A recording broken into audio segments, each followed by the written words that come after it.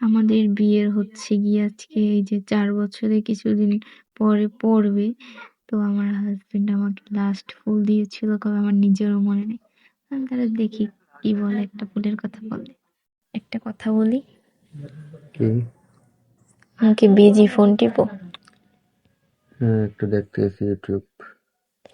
আচ্ছা শোন, তুমি আমার লাস্ট কবে একটা ফুল দিছিলা বলবা? কত 6, 7, 8 মাস এরমের কিন্তু বউরে তো ফুল দেওয়া সুন্নাত জানো? জানি। তাহলে ফুল দাও না কেন? দিই না। কেন? একটা কারণ তো আছে নাকি, নতুন পাইছো? না, নতুনও পাইনি। তাহলে দাও না কেন? দিই না, এখন তো বিয়ে করবি হেলাইছি। এখন কি হইবে?